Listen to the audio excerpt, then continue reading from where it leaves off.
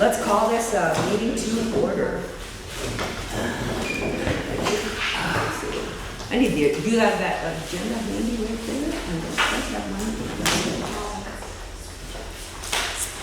Kevin, what is our first order of business here? Before I get. Oh, here's the copy here. Oh, thank you. Yep. Thank you. We're just calling Get in meeting to there. order. Yes, we're gonna call a meeting to order. And certify open meeting requirements. And we are looking to certify if all the open meeting law requirements have been complete. I would assume yes. Yes. Okay. Then we need a roll call of the members, please. Anderson here. Whaler here. Dietrich here. Sorry here. Lion here. Severson is here, so here we go. Then we need an adoption of the agenda. Second. All right, thank you. All in favor? Aye. Any opposed? Then we need the approval of the 7/1/2025 regular meeting minutes. So moved. Second. All in favor? Aye. Aye. Any opposed? Wonderful. Now we're going to talk about the call-in number, which is 715-538-1894. Do we have anyone here that would like to speak in that area? Yeah, no? Okay. All right, again, that public number is 715-538-1894, and we'll just continue as we go. Great River update. Jean? I think Lexi was going to, I thought Jean said she talked to you. She talked to me, but she didn't give me any updates. Okay. If she's not able to make it. Okay, then we're all gonna right, connect sounds later this good. month. Okay. And then we'll go right into the communications report from Lexi. Okay, so looking at the number of followers that we've had increase throughout the month of July. Our government page is up 40 followers, our tourism page is up 43, and then YouTube was up 34 followers. So we're working on some new ways to share what's going on in the county and testing those out on the tourism site versus the government site. And Danny's been helping me with that and created some really good graphics. And then Kevin has been doing a great job keeping up on YouTube and the TV station. So All right. that's that. And then also just wanted to touch base, tied into the one right after this would be the GEM grant. We did a RFP that is in the paper coming up soon. And then we will be looking at reviewing those coming up in September. Becky, do you want to add anything into that? Can we jump to the next item? You sure can. If Kevin doesn't say we can't, we can. So, It's all Seemed good, like a good Lori. tie-in. yeah. Can I add to that just a little Sure. bit? As a part of that GEM grant, we had done the visitor guide last year as a part of, getting that out to a broader market in putting a guide together again. We had worked with a company that I knew of that does this, and because it's hard to sell the advertising, and so there are a few companies that do printing and selling of advertising. There are a lot of companies that just do printing, but we needed to, and so we worked with Lori on determining was there anyone within the county that could do that. There was no one that would be have the capability of doing that. So this year, Pilch & Barnett is who we worked with to put the GEM grant together.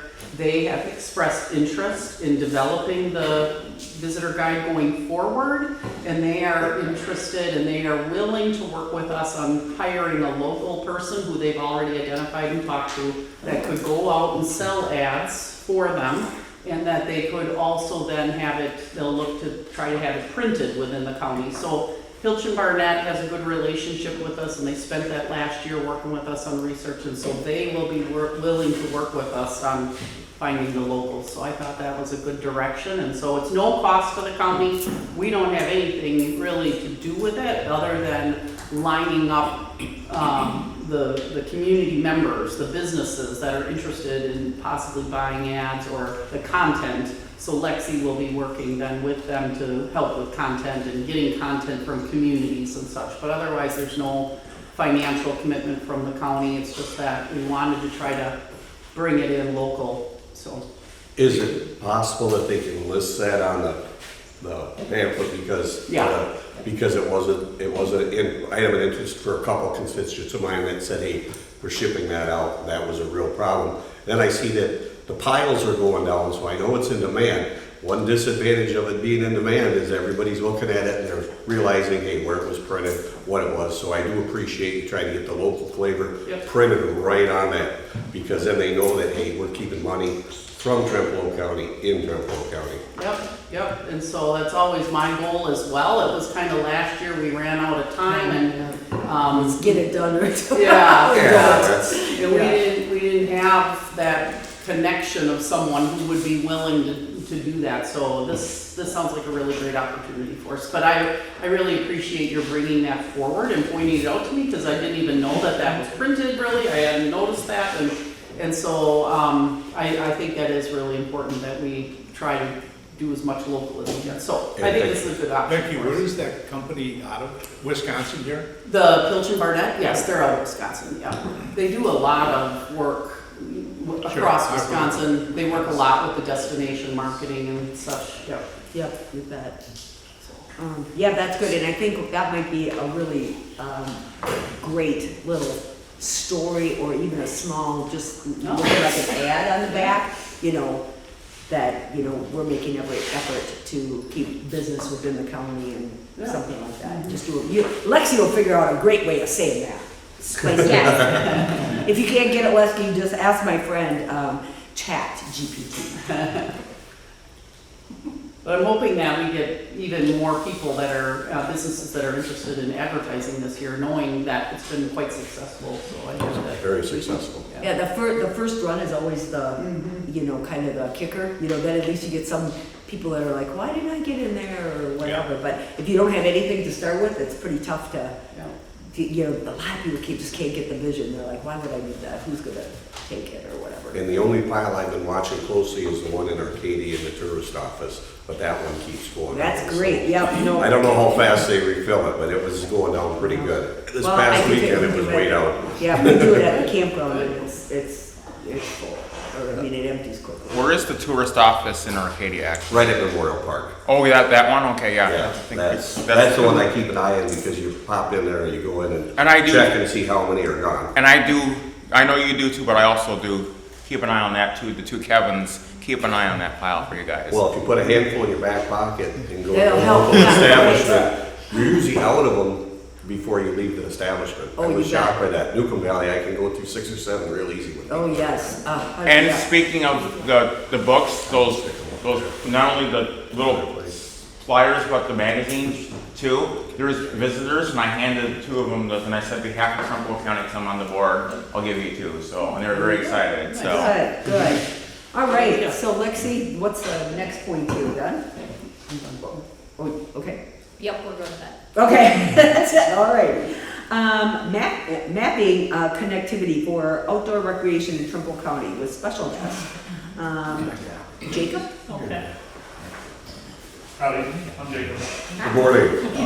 So, I'm gonna use projector here hopefully. That's it. But essentially, I'll kind of just do a brief rundown of this project that I've been working on with the Parks and our Land and Records Department here at Trumpealeau County. First, a little bit about myself. I'm currently a graduate student at UW-Madison. I'm in their Master's of Science program in Cartography and GIS Development. And I've been working with the Land and Records Department for the past couple months on this project here to help identify areas for potential trail development within Trempealeau County here. So without further ado, I'll try to pull it up here and also just go a little bit more in depth about the project and what the goals of it were.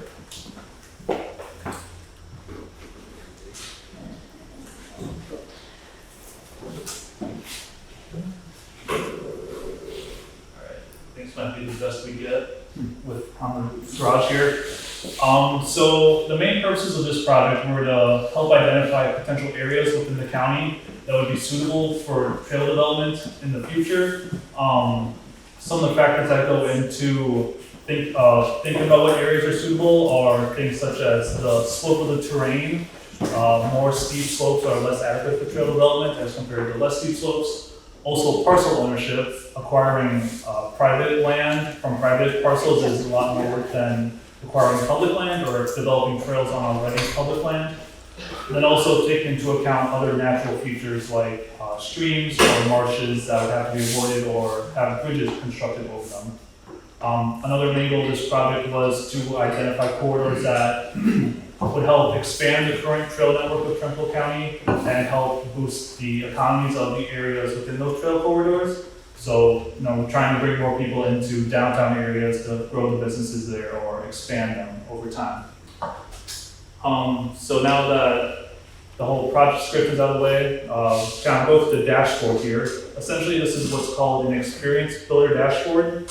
It allows users like myself to bring spatial data into a map like this, and then also run certain functions on the spatial data to get more information about it. So in a little bit here, I'll go through running an elevation profile tool based on the spatial data here, and also how we can select different parcels through our proposed trails that we can draw with this tool here. So zooming into the map here, you can see that we have more roads that pop up, and we have businesses too. So we have a whole bunch of different layers here through the map that show up as we can zoom in and out. The first thing I want to do is go ahead and change the base map here to our countywide suitability layer. Essentially, a base map is like the background of the map. For example, like satellite imagery is a base map. This base map we have on right now is just a light gray canvas. So I'm gonna go ahead and switch the base map here to this countywide suitability map, which drastically changes the look of it here. You see we have mostly colors of gray, red, and green. And so the legend's unfortunately cut off a little bit, but I'll do my best to explain what each color represents here. So each of these colors represents different parcel ownership in relation to the slope of the ground. Starting off with the green colors, those indicate parcels that have been publicly owned or owned by some public entity, like maybe a village or a city or even the county or the state. So those green parcels are owned by a public entity, and then within those green parcels, we have different green hues. We have a darker green, and then that goes up to a more lighter yellowish green, and that indicates a steepness of slope. A darker green indicates a less steep slope, and then going up to a lighter indicates a more steep slope. Those are in categories of 0 to 5% slope, 5 to 8% slope, and then 8 to 10% slope. Likewise is with the red areas, which are privately owned parcels, with the slope within those privately owned parcels indicating different steepnesses of slope. Again, with the different hues of red, lighter red, or darker red, indicates a less steep slope, and then moving up to an orange and a more orange-yellow indicates more steep slope, 0 to 5%, 5 to 8%, and then 8 to 10%. The gray areas are areas where the slope is greater than 10%. So in areas like this, for example, these areas are gray because these areas are not really suitable for trail development because the terrain of this area is just too steep for the average recreational trail user to really take advantage of. This type of terrain is more suited for hiking or like hiking up bluffs, for example. So anything that's like, any trails that go up the bluffs or like Granddad's Bluff in La Crosse would be more along this steeper gradient, whereas existing recreational trails within the county are more on a flatter, less steep terrain land. So for both the private and the public parcels, this area is just gray to indicate that it's not really suitable for trail development. Is there any questions I can answer right now about just this map here in general, or anything I've gone through so far? Cool. In that case, I'll go ahead and move into the trail corridors that were identified for possible development in the future here. Before I do, I will say that these corridors aren't the only ones that could be examined in the future using this tool. These corridors that I'll be demonstrating now are just possible uses for this tool, but In the future, different corridors can be mapped out and examined using this tool.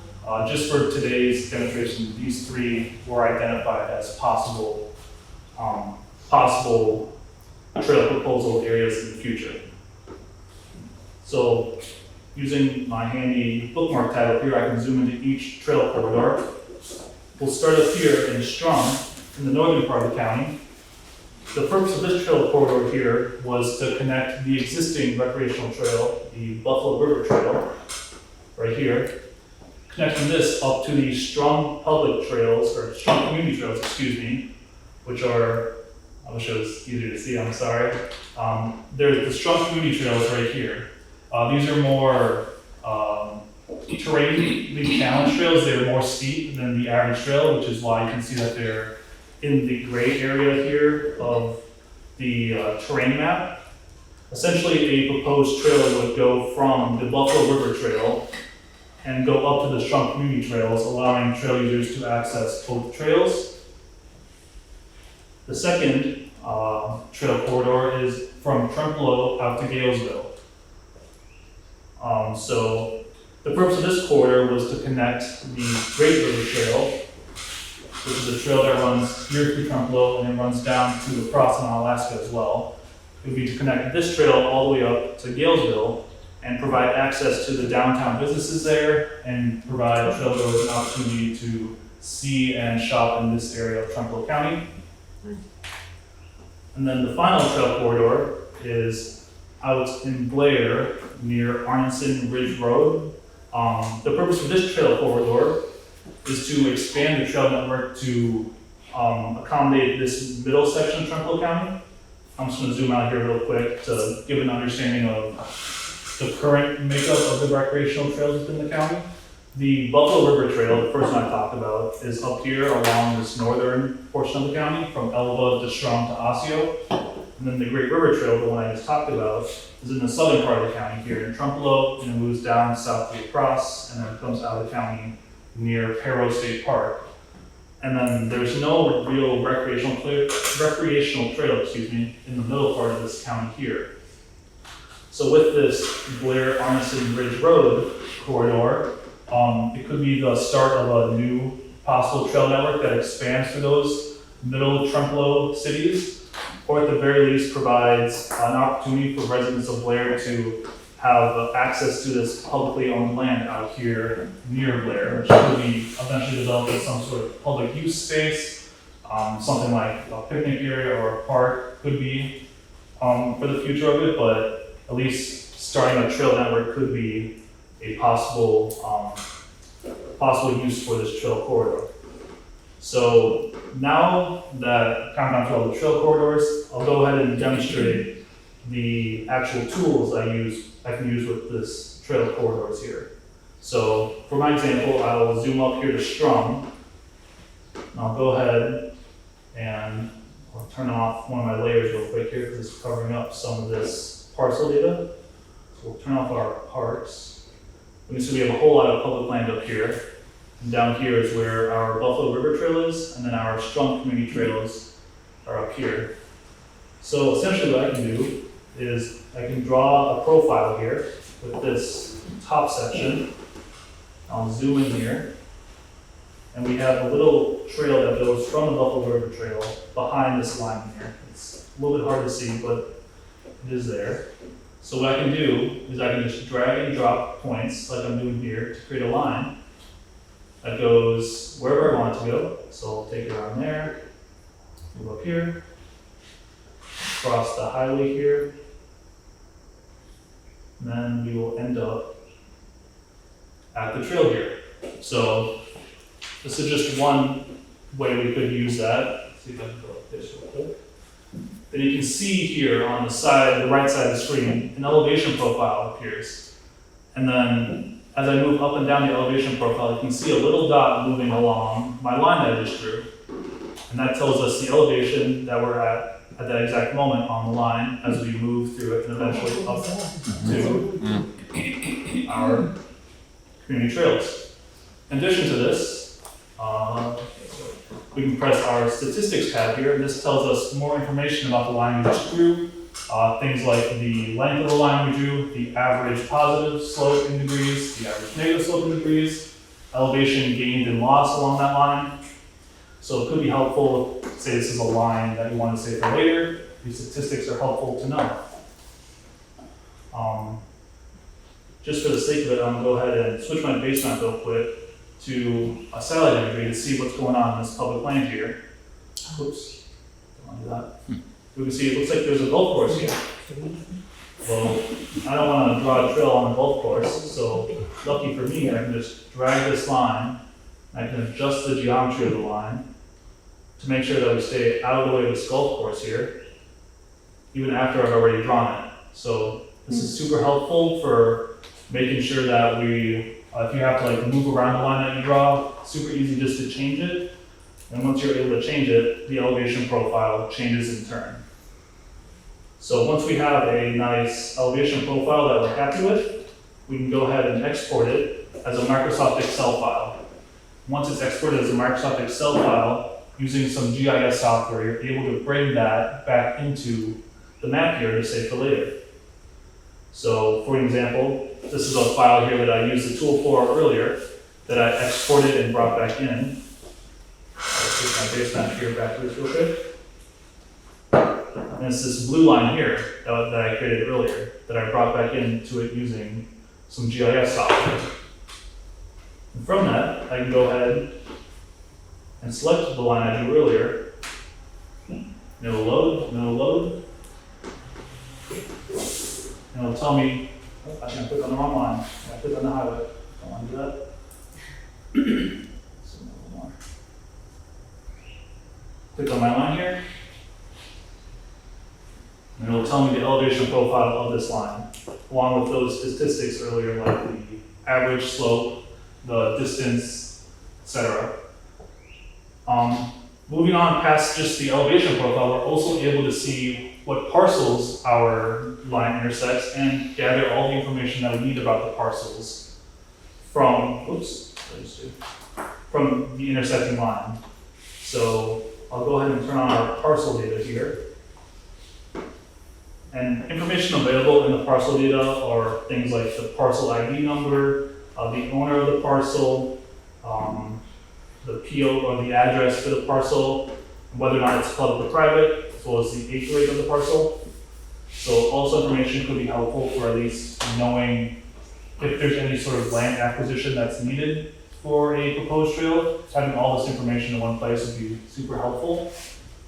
So in order to do this, all I do is I use this bottom tool down here. We'll go ahead and turn off, we'll just turn on our parcel layer here. And we will select by our data. And we'll choose our line that we drew earlier. We'll press apply. And pretty much all the parcels that our line we drew earlier, all the parcels that it intersects are highlighted. And then from there, I can go ahead and export that also as a Microsoft Excel file, which I could save for later, or I could pair it up with my line I drew earlier, so I have all that information in one place for all the proposed lines that I drew. So that pretty much wraps up the demo for this presentation. Before I finish, I'd just like to give a couple thanks to people who helped me. I'd like to first thank Megan McBride from the University Alliance. She helped set up the project and get me in contact with Trempealeau County. I also want to thank Ann Hempel and Tess Semensky from the Land Records Department for offering feedback throughout the duration of this project and also giving their GIS experience and giving me tips. And finally, I'd like to thank Becky Bluen for giving insights and all the just high-level stuff about Trempealeau County. It was very interesting to learn. Is there any questions at all that I could answer about this? I got one, I guess, were you aware that there's a comprehensive outdoor plan being developed regionally for the 8 counties west of Trempealeau's project? And there's been a lot of GIS mapping done for that. Interesting, I was not aware that that was a thing, no. It's been a huge effort and the plan is just being released right now. Interesting. And it's all about existing trails, water trails, bike trails, recreational needs by county, And it was led by West Central Wisconsin Regional Planning and assisted with Mississippi River Regional Planning. Interesting. Yeah, so maybe this could be helpful in at least identifying areas for, this is just for recreational trails, so like trails that you would walk or bike on, nothing like a snowmobile or automobile trails, but certainly could help out with that effort for sure. Are there any other questions? Yeah. Do you have any idea what's going on with the bridge that's out between Alaska and Trempealeau? I do not know. Is that on the Great River Trail there? Yeah. Yeah. I was at a Mississippi River Regional Planning Commission meeting yesterday, and that came up. Seems like if DNR is gotta go through a bunch of hoops, their own hoops, that would take up to 2 or 3 years to get that bridge replaced. But there's an ad hoc local group that is looking at, the problem is access, where that Tank Creek bridge was. I didn't even realize somebody burned the damn thing down this summer. But there's a company that can make a bridge that will span 200 feet, but it's how do we get it in there and set it in place. So there was quite a bit of talk from the Great River people, especially in Buffalo County, wanting to see that happen because evidently the Great River Trail from Winona all the way is connected now, and you could theoretically get on your bike in Winona and ride any place in Wisconsin on the trail, so except you can't get across that bridge. You gotta jump it, that's a pretty good gap right there. They've got it finished to Marshall, and they just finished it.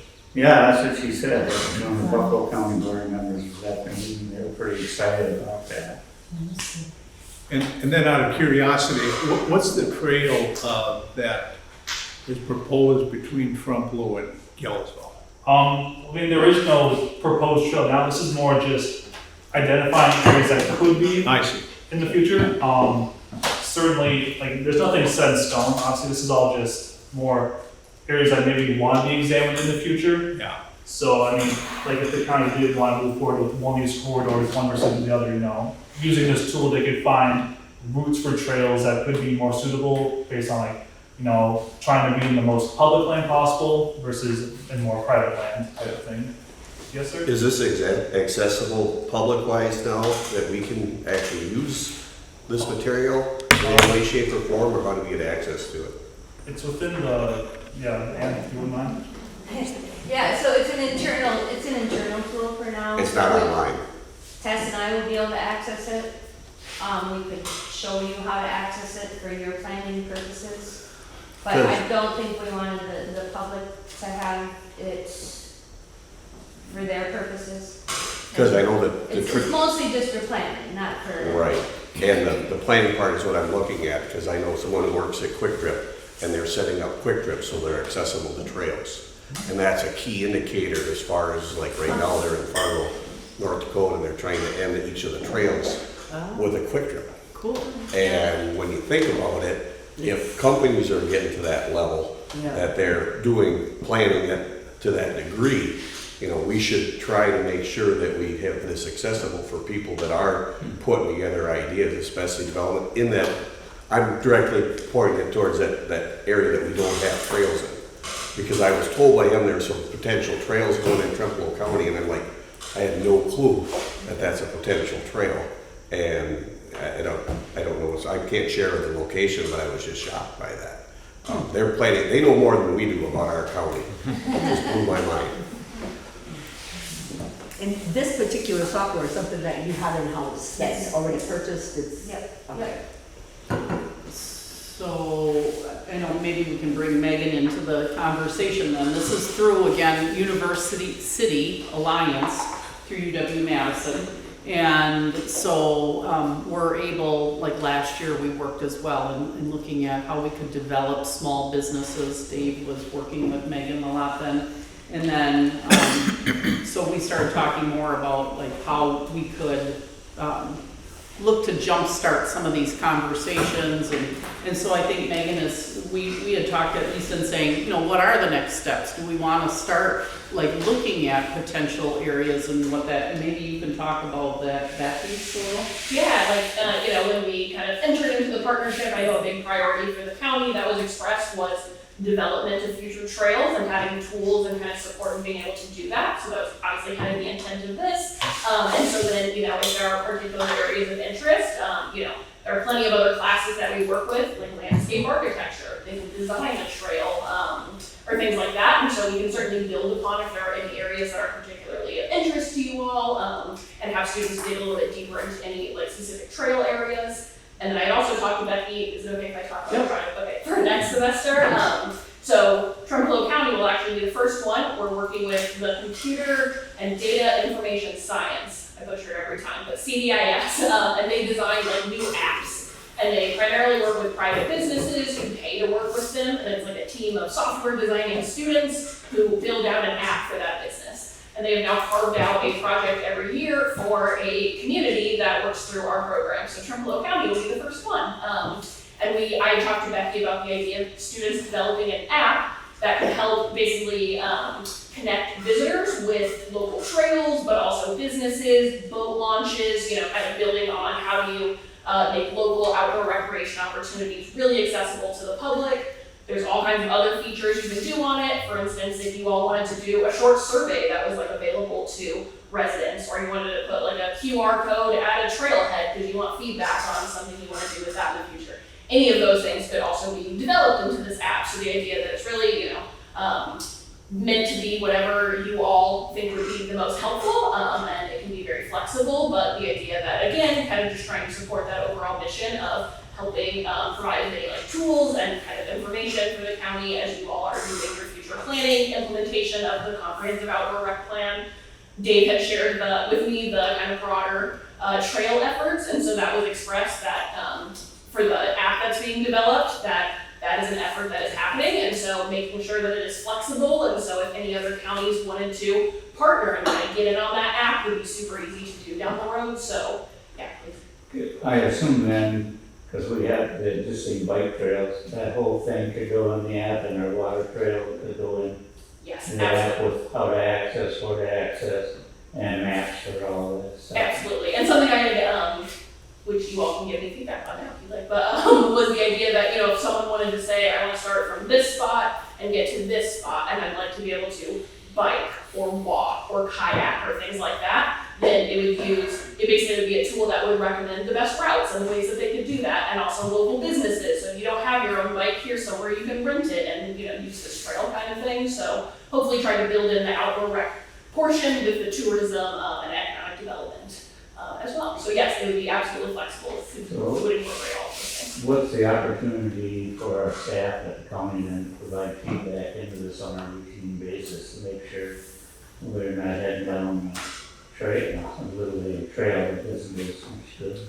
I love that you brought that up. So I talked to Becky. So there are typically about 3 like mentors, and so folks who meet with the students, typically weekly or bi-weekly for those projects. And so I'm following up with an email with Becky to figure out, you know, who would be available and interested in being in on any of those meetings. But if there's anyone in the room right now who would be, I would love to chat to you.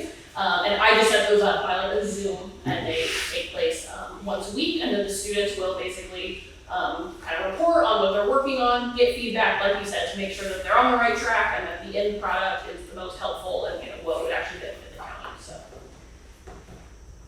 that was a long answer. Yeah. Long talking. Any other questions? Maybe not. Let's go to the park report. Yeah. Thank you guys. Really great, thank you. Yeah, thanks a lot.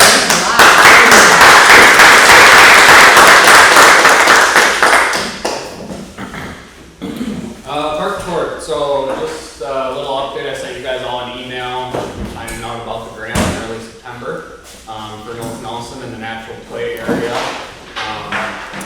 So that's exciting news. We'll find out if we got it or not, and we can, you know, proceed with other work that's needed. So it's gonna be great if we can get it and offer a very cool opportunity to the rest of Trempealeau County and start working more on fundraising.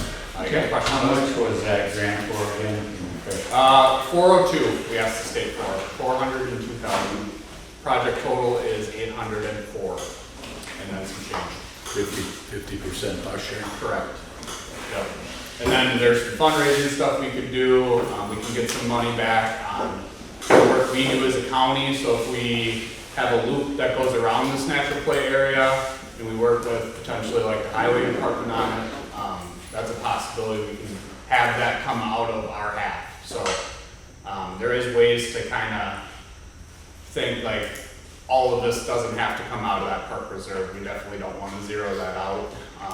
And that's around $250,000. So we want to definitely leave a good chunk in there, just in case we have a rainy day fund and something catastrophic happens.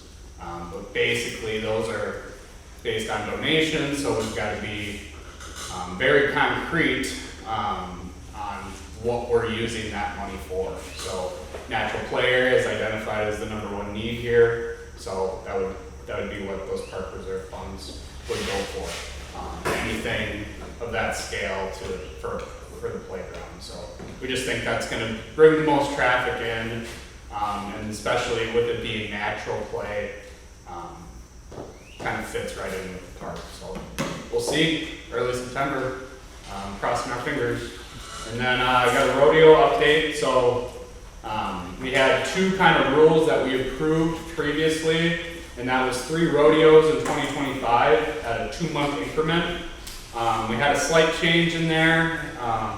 So I have Ricardo and Jenny here.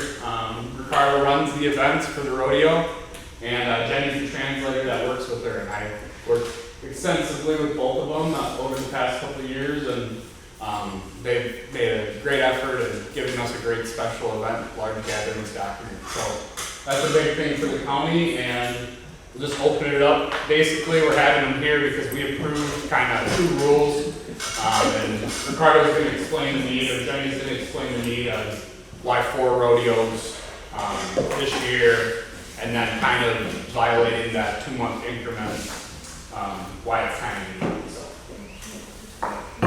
open the floor to you guys.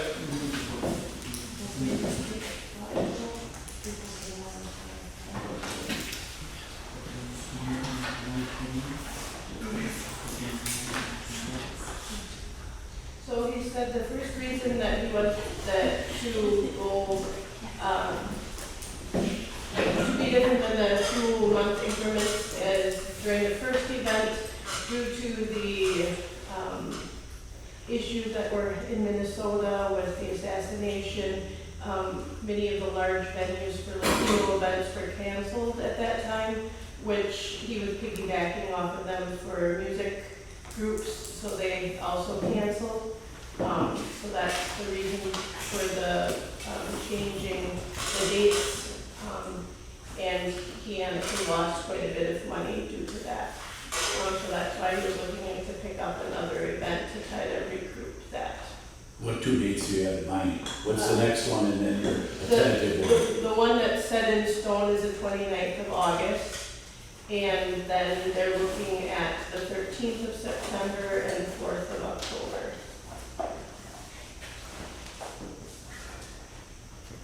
So basically, I told them to come here just because we had established some rules, and also want to think about kind of all the stipulations Ricardo has went through this last year, and then the first one being so hot. But on the other hand, we kind of set rules for a reason, so wanted to just have him open it up to the committee and see what you guys thought.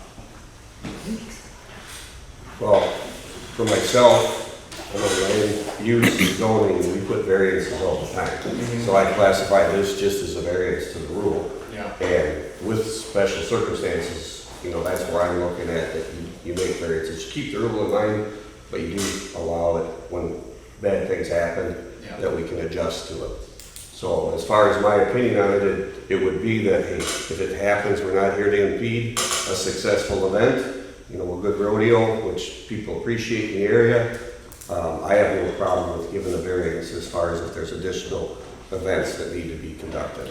I guess the question I would have, Kevin, do any of those dates intersect or overlap any other activities in the park that would make it potentially problematic to grant the variance that Kevin laid out? The only issue with the 29th event that's upcoming is if we get rained out for that cross-country event on Tuesday the 26th. So you weren't at last meeting, Buzz, but Independence is going to be having a cross-country meet here on the 26th of August.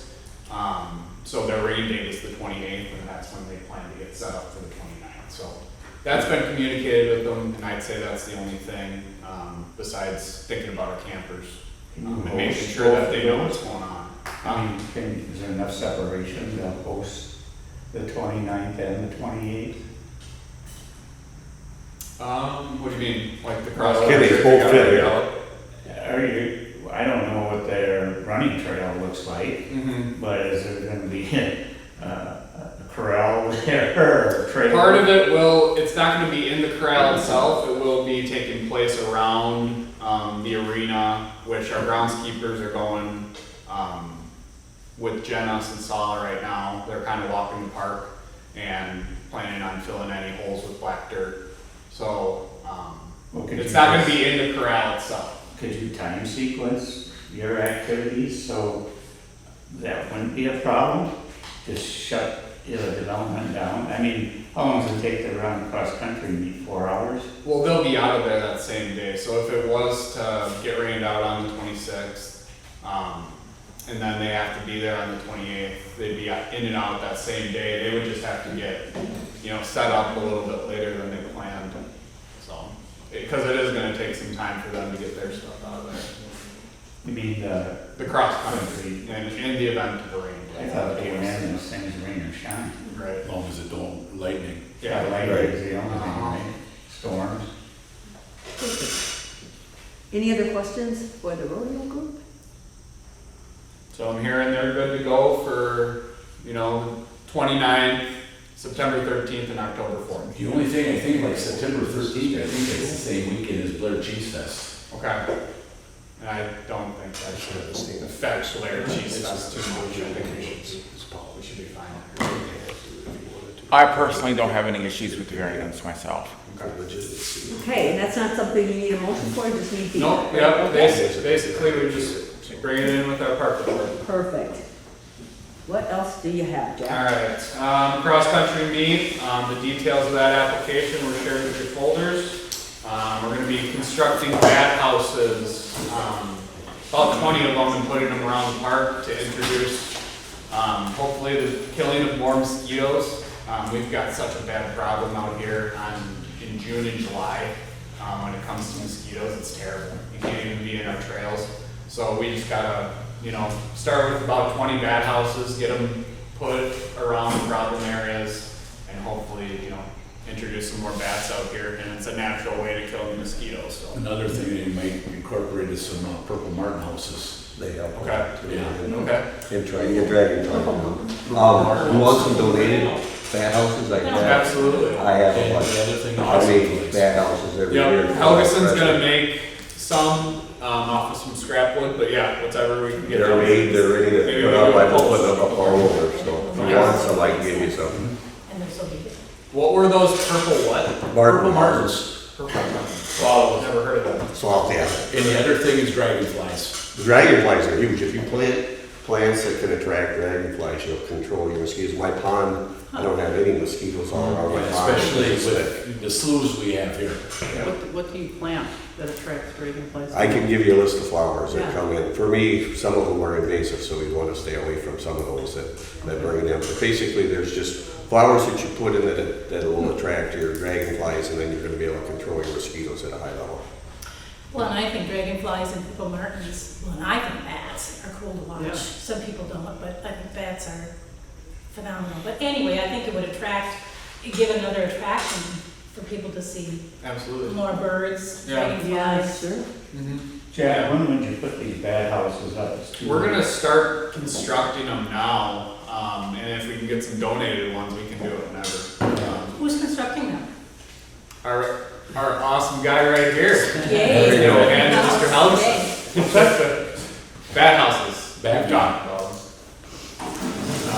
I mean, we can build them, that's no problem, we just gotta get the materials, but I ain't gonna go up on a ladder 30 feet to hang them. Hey, if they're not supposed to be up 30 feet, they should be in the shade. We'll have to just figure what we're gonna be able to do with that. Yeah. Okay. We can, Anything else? I can just add, sometime if you tell me a place to put it. Yeah, just put them Put on them in the a shed. shed, yeah. All right. Jack, maybe down the road, you might want to look at their efficacy. If they're looking at that they work or not, and you can get some equipment from Beaver Creek and put it out for like 3 nights, and it'll tell you what species and how many of them. It's an acoustic system, and it just records the sound waves they put out, and Beaver Creek's got that equipment to put out. That's cool. It's very cool, and then you can find out who's calling them home and how many of them you got. They said the brown bats are increasing quite a bit. This is a 30-year increase, so they're very happy with the bat habitat work. All right. And then showers, we got a call about this, so I had to kind of do some digging. So showers are for registered and paid guests only. We had an individual wanting to shower or just been doing it for free. So I ended up giving him a call back and said, hey, I found this in 2019 minutes. That showers require a fee of $15 in the yellow pay post. So we're talking about non-registered campers. So basically just wanted to run the rule past you guys. Are we fine with the fee of $15, and are we fine with non-registered campers using our showers? Me personally, we gotta charge them something. I think $15 is reasonable. I don't wanna go too high either and maybe deter them, but at the same time, we don't wanna, let's say, overdo it either. I think it's a happy medium what we're doing, in my opinion. And I'm fine with kind of keeping it as is, because we want to kind of deter people from. 100%, yeah. Yeah, And you have to provide a list Yeah. of who's registered, so. Right, and they're supposed to, put their name, shower use, and then the $15 in the yellow pay post, so. Okay. I gave that individual a call back, and, that was too much for him, so it's gonna have to be fine. Oh, that was established for transients. Yeah. Yeah. All right, and then just an entrance signage update, because it had to get removed from the agenda, kind of working with 3 different folks on this, one from La Crosse, one from Holman, and then Edge Graphics, and then we'll present at the September 2nd meeting our 3 kind of quotes, and then the committee will kind of choose what they think will work best for the park. Yep, and that should be it. Is there anything, comments by the people that stayed like for Ashley for the Arts? Any comments you got from them that things were bad, good, or indifferent? Oh yeah, yep, I've got all of that. So basically, we'll be making, I made like quality improvements type deal for 26, and a lot of people kind of took all the questions that I got and what can we improve upon for next year. The number one thing for me, waiting in line with the guys from Patriot Park, because I was in yellow line, they said it'd be really nice on those days if when they got back here, there was a cooling station, because they get all heated up in there, and then they're going to their campground, and they didn't have a chance to get air conditioning or water. That might be something if we're gonna be charging extra, that we give them a spot to cool down, because some of those people were overheated Friday, and to the point where it was risking, and they come back here and they're gonna go to a tent, they're not gonna cool down. Right. So they were saying, hey, is there any chance their cooling station? And I said, well, I know the guy to talk to, so I'll check and see what we can do if it's in line. But it's just health-wise and being a good host to give them a chance to cool down before they go to sleep. Sure, yep, and Marsalek was constantly putting water down on that. I mean, the buses were coming in here at a good rate. We had a lot of dust flying around, and that's the most people I've ever seen occupied at the park, so we are proud of that. Do you have a number of occupants? What's that? Do you have a number of occupants on the top of your head? So 440 is what I expected to be at the campground. I think we exceeded that. And then, so I'm guessing around 500-ish campers. And then all those people that are in the field, the park definitely saw, around 1,000 people, I think, throughout the weekend. Well, Could we use this building with these fans and maybe bring in some other fans and just use this? Oh, yeah, that's a good point. Yeah, that's a That's- cost We've effective. got 3 fans right there. Right. That we can redirection any way you want. And then if And you if we put a couple of floor fans in, you can blow air out the back door if you want. Yeah. it's just that they were uncomfortable. That would be easy to set up. Yeah, and then you just get some type of like water thing that we can connect from our sink, and like you see those things on like football two-a-days where they put the thing with the nozzles, not the one where you're sucking right from, but like the one that you can squirt. I think we could get something like that, in between that and what Mark had suggested. I think we can make that We've happen. got a spigot right up on that wall. Okay, so Jack's gonna take all of those, suggestions and, information in and give us a report next week on, or next, month on whatever it is that we need to fix. Do you guys want to see that? I would Quality think, improvements I for would think next that year? would be important, just to set, I don't know that we have to spend time talking about it, but for sure send it to us. Okay. I would also, suggest, you probably are using the survey, information from CampSpot? Is that how you're collecting the data? No, so basically, I set up a registration table this year, which was different than years past. So, and then kind of sent an email out to everybody. So I was present from 1 to 3 at a table that we have in the other room with some information posted to be able to ask questions and for people to come to me with a lot of frequently asked questions. Okay. So I was able to mark down notes that whole time I was at the table.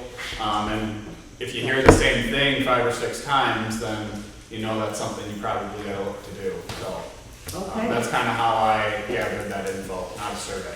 All right, sounds good. And then, the park and outdoor recreation priorities. Yep, I can just run through these pretty quick here. Ashley Week preparations and communications, planning duties, positive on-site presence with that registration table, and then responsiveness for requests. Between me and our 2 great groundskeepers here, I took all the info in and texted it off to them, and we kind of handled it as a team. So I think that's the best thing that we can do with that many people in the park. So.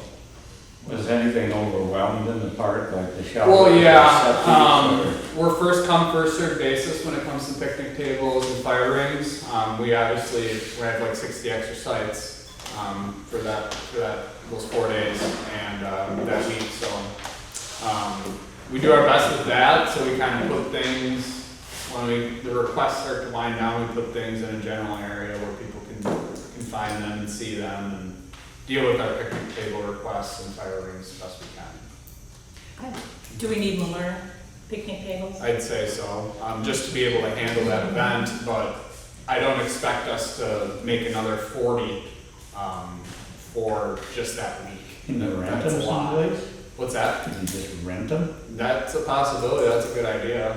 I mean, we could also use some of our not as good tables too, just maybe get a set of Ashley tables that are cheap when we do run out of picnic tables. Mhm. Well, refresh my memory, what is the cost? I know I've got it back on the notes. Yeah. For a site, that could even be So increased to tad if we were going to rent. Right, we tables. did get a lot of complaints about the prices, and I did open it up for the Complaints week. about prices. Yes, quite a bit. So we're gonna keep What Ashley are we rates charging currently? $450 for a 7-day period for the RV sites, and then that will end up being like $65 a night. But people only really care about those 3 days, so they don't care that it's open up for a whole week. But I did like a traditional 3-day and a 7-day this last one. Next year we're just doing a whole week for everybody, keeping it the same, but prices are gonna probably stay the same. And some people, if they want to come here early, they can, but if they don't, I mean, that's their choice, basically. Are we out of line, Lori, or? Ah, no, not at all. No, I was just thinking that this does not seem out of line Not at at all. all. No. Especially if it's filling up. Yeah, especially for events. Right, exactly. Yeah. And we filled up in about 30 minutes, so I'm not Yeah. too worried about us not getting. Right. You're always gonna get some people who are gonna Mhm. complain. But with that, they get electricity, do they get, so it's an RV, do they get the dump? Sites 1 through 36 get Okay. those amenities, and then we have overflow We don't have the report. 36 AA to 70. That's just an open field where they park kind of in front of the arena in 3 different rows. Yes. And then we do have, tent camping down in our lower loop just for the event. And then I ended up putting some other sites, labeled them as other, and kind of put them sparsely around the campground. We're good for up to 99 with our variance. If you could just give me a quick review of the price of each of those levels? What's that?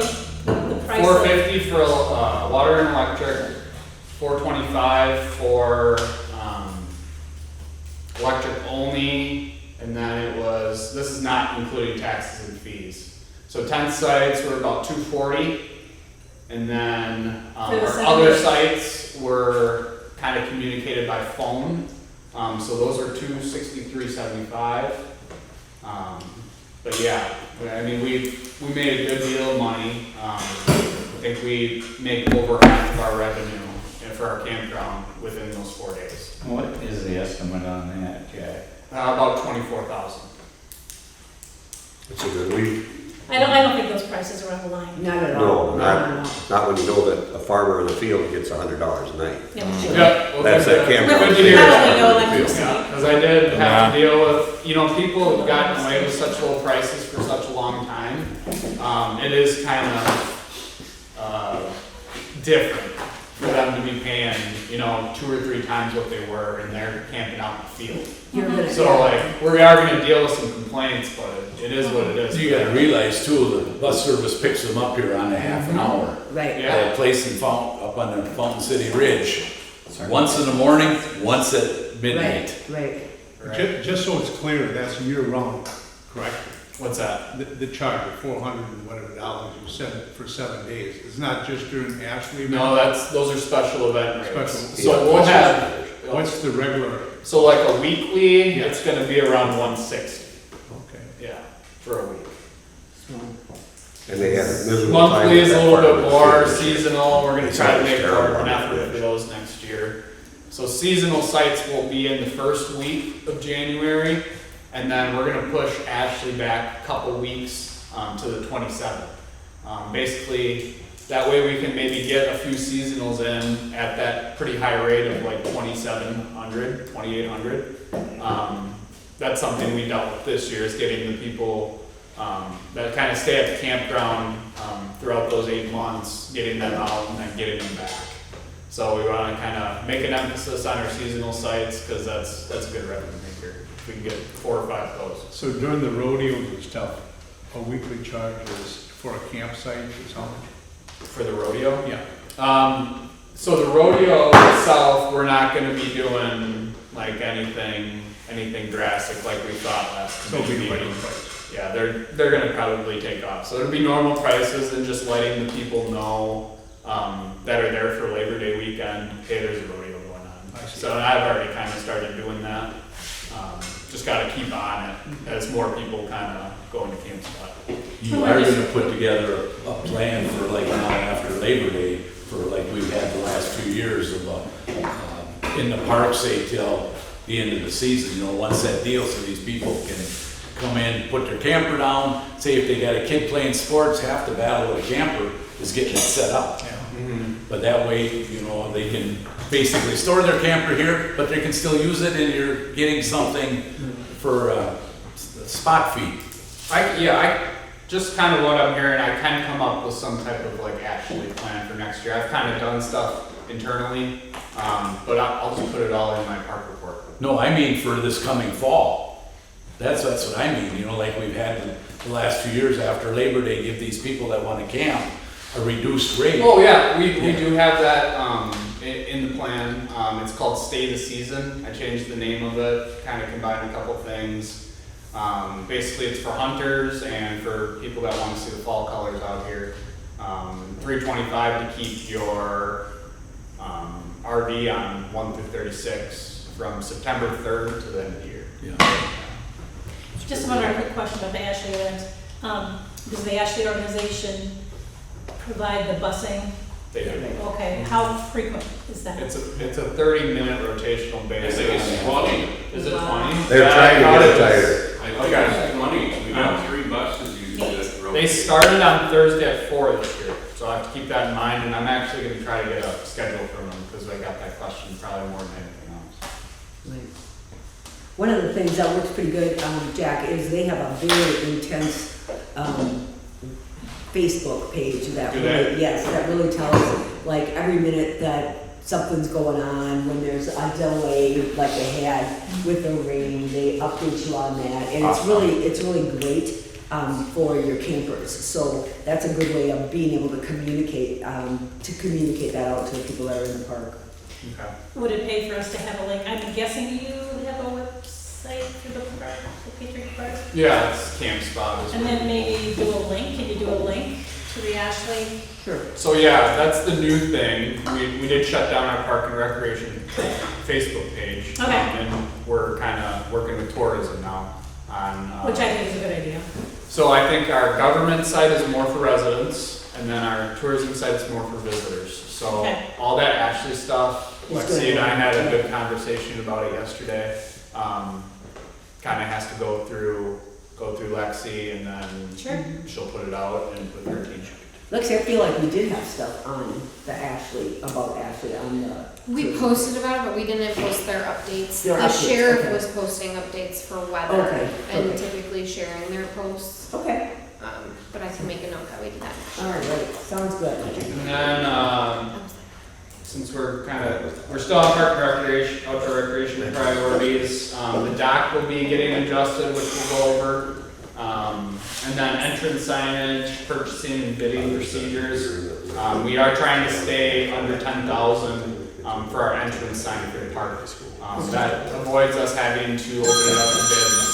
So we think there's other signage needs throughout the park. So we don't want to spend like everything in signage on one project. So basically trying to keep it under that 10,000 figure, with those 3 companies I mentioned. And then, yeah, looking at park fundraising more, I should have some type of document that I can share with you guys soon. And then camping policy development, and just kind of looking at what other Wisconsin county parks are doing with their camping stuff and throughout their county parks. So. Wonderful. And with the fundraising, do we have some kind of a raffle license that you have? A raffle? No.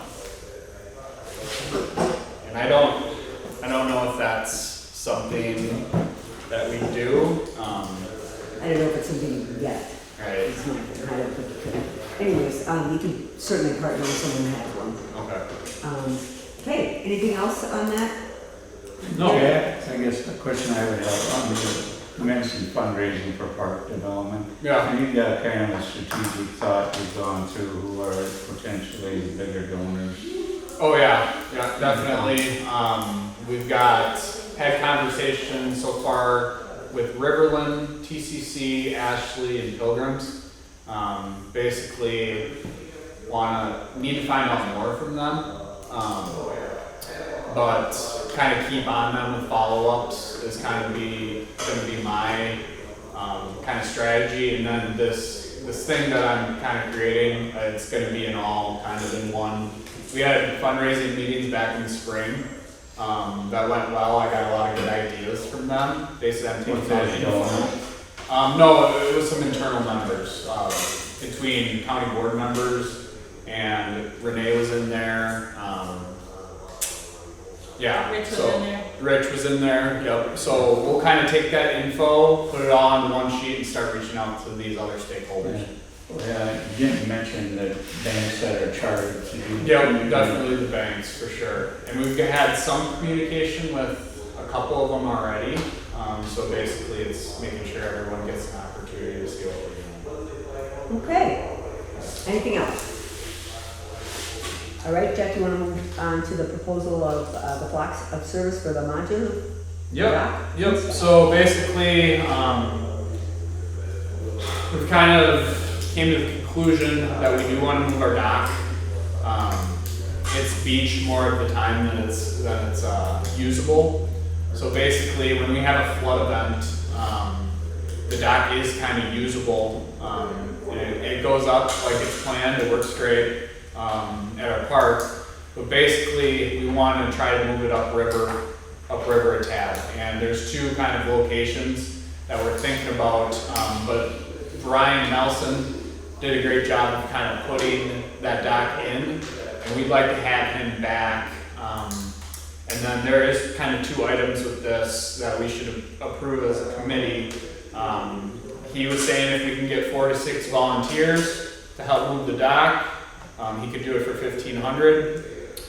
But if we can't get volunteers, then it'd be $2,000. So basically, just need an approval for that number to be able to move the dock to a more suitable place down there where it can get used year round. Is it still gonna be somewhat handicap accessible? It's gonna be more, I'd say. Basically, if we do move the dock upriver, then we can, it's not gonna be such a gap for the road. So basically, it's gonna be super easy to provide an accessible path. It was 51 feet where it's sitting now. I think it's gonna be closer to about 20 feet. And that's something we can probably do internally or with just a little bit of help with the skid steer or whatnot, so. Yeah. So you're running a motion that deals with both costs to preferably look at the $1,500? Well, we can maybe decide as a committee if we want to finalize one of the prices, or we can do both prices. It seems to make sense to go with $1,500 if you can get people to donate their time. I mean, it's also, I think it would be a fun event. Some people are ambitious to do that kind of thing. Yeah, yep, and yeah, I mean, we had to move a tree out of the bottom, Marcelic and I. So that was something to think about. Like, it is going to take some people when it comes to buoyancy of water and, you know, Strength. picking up a dock. You just need some hands. Yeah. So. Whenever we get a heavy rain, there's stuff that comes down the brush. Yeah. Log. So that's kind of why we've got two planned locations. Sure, yeah. They get jammed underneath it. So you do need a motion for either one or both? For the adjustment, you know. Yep. Well, I move that we go with try to go with a $1,500 cost and try to get these volunteers. This would be something that could be covered on our webpage too, maybe. Lexi, what do you think about that? Yeah. It'd probably promote the dock a little bit. Yeah, yeah. I've been waiting to do that basically until things are finalized, and it's just been in flux these last few months because I'm like, do I want to keep it there or do I want to move it? And came to the conclusion it's beach more than it's usable. So if people see that, they may think, well, I knew there was a problem with that when they went there. Yeah. And they'll say, oh, good to see, now we can go, go and use it. Okay. So I make a motion. Okay, we have a motion on the table. Do we have a second? I'll second that. Any discussion? We should do the backup. If that doesn't work, that we just spend the extra $500 and get it Be ready done. with it, yeah. I agree. We try to do 1,500, but we'll do the backup just in case. Yeah. Would you like they'll be willing to come out and help? We can round some guys up, that's no big Okay. deal. Yeah, I think we should, I mean, Football team, power lifters, Yeah. good guys. We'll get guys. Yep. Okay. okay, so are we all good with leaving the motion as is on the Yes. floor? Okay. Any other discussion? All in favor? Aye. Any opposed? And the motion carries. And then the addition of the Rustic Court camping site. Yeah, yep, so a lot of great work from Connie Guza. I just spoke to somebody that rides in that arena and they're very excited that we're gonna actually have kind of a small scaled horse camping, because we do have some trails back there, we have an arena, we have more kind of an opportunity than most people kind of know about. So it's just getting the word out, letting people know it's an option to camp here. So it'll be called H1. It'll be adjacent to our horse arena.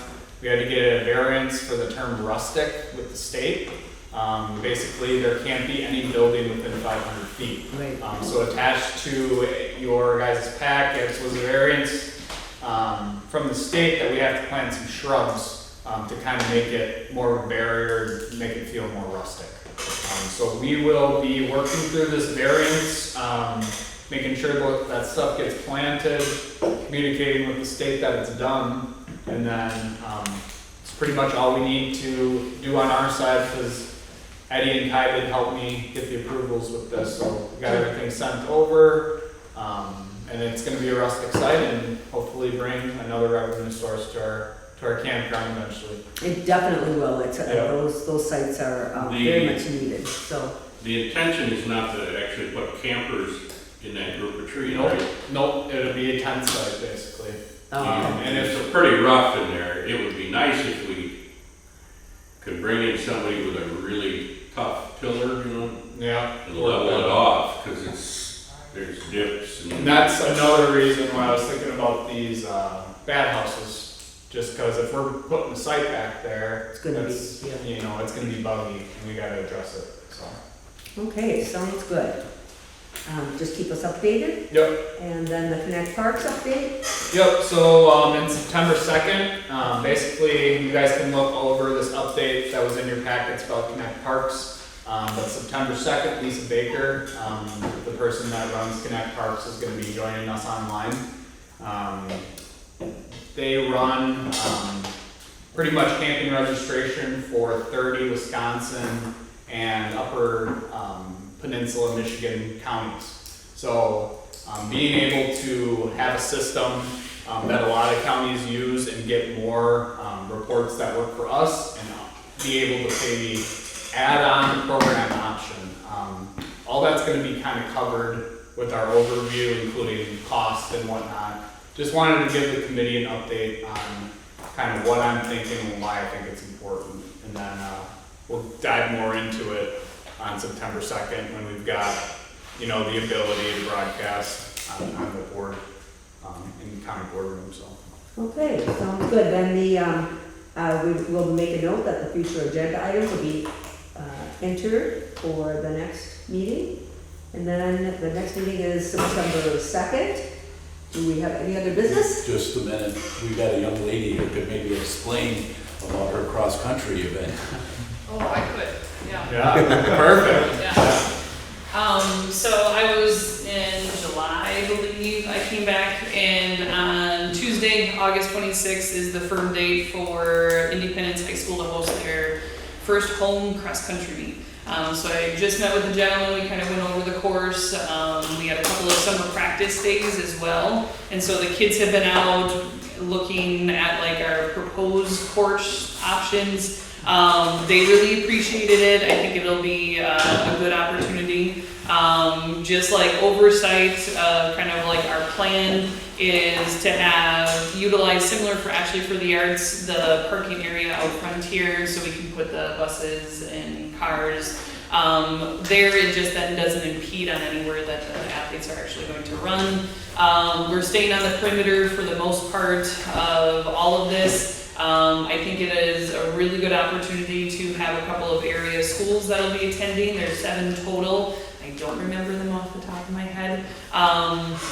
That'll be attending this year. We do have up to 10 schools, kind of Trempealeau County range, that are interested in attending next year. We were just a little behind the ball of making sure that this was on their athletic schedules ahead of time.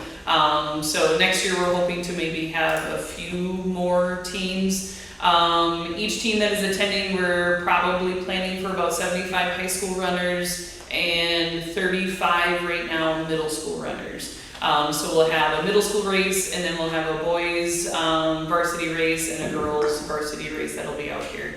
So things will start at about 4:30, and then we'll kind of clip along in hopes that we are wrapped up with all of the races and medals and such things by about 6:30. But I think it'll be awesome. We'll be able to bring some people out here that probably don't know how to utilize Patriots Park, like most of us that are local. So I'm hoping that it's pretty good exposure in general for it, but it'll be exciting. Wonderful.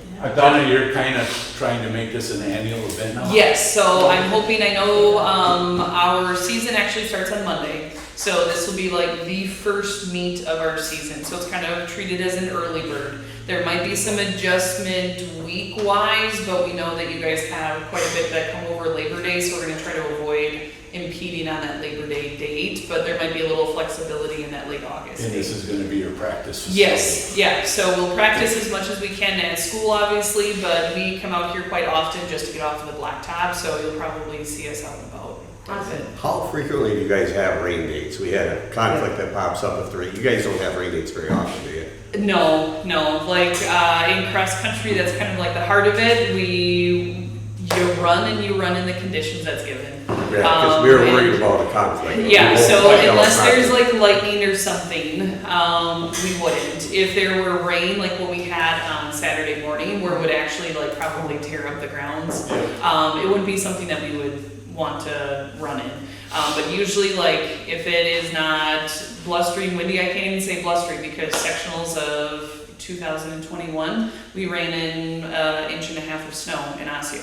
So, like, we ran in blizzard conditions, so I don't think anything would really stop us from doing it. And I went to them for 4 years and they never canceled one of them, so I No, just we calming run some everybody pretty nervous that we're not gonna have interesting, problems. yeah, weather stuff. So Yeah. it is unlikely to happen, but like I said, if it's a stormy event or we have to put the actual like safety of the athletes and the spectators, that would be something that we'd have to consider. But if it's a little rain and a little cloudy, we're running it.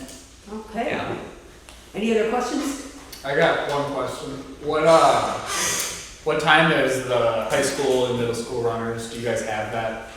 So runners can report to open up the course at 3:30. So 3:30. buses can be here and they can start walking the course by that point. That gives us an hour to get everybody kind of warmed up. 4:30 would be the start of our races, and then we give them about 40 minutes. Are you gonna do for middle school first? Yes, Okay. yep, and middle school will be combined, all the boys and girls run similar to what we do with a lot of local schools that are around here. Got it. I was just asking because was talking with UW Extension about an outdoor skills camp. Oh, We might okay, want to target 7th graders, yeah, so maybe just have some type of promo out there. oh, absolutely, absolutely. And I know that we talked about concessions the last time that I was at the meeting. Right now, if we don't have too many more adult helpers, I just don't know if it's gonna be feasible for us to sell concessions. We will have water jugs, bottled water, cooler water on hand, just because we need to make sure that we have it here for the runners, obviously, and the coaching staff, but I don't know if that will be actively selling a whole lot. If it is, it's gonna be minimal, like we'll have a few boxes of chips, a few boxes of Gatorades or drinks. That's not unusual for a lot of cross-country events. Some cross-country events don't host concessions at all. So as long as that we have a water source at the end for our athletes, like that's what we'll focus on. That's for the booster club? If we do, it would be through concessions, yep, yeah. I'll talk to them, because I might be able to round some guys up to, hey, Yeah. they could Yeah. have a hot dog or something, you know, Yep. it's supper time. Yeah, exactly, yep. Perfect. Are you thinking of utilizing this building for concessions? If we would, probably, but otherwise having it just like on the outside, is more than enough. A lot of times you go to those things and it's a tent with a, little throw-up table on there. It's pretty minimal because we have to get everything done before it's dark, so cross-country events are typically 2.5 to 3 hours and they're cleaned up and gone, so. Perfect. Any other questions? Then I would say we are adjourned.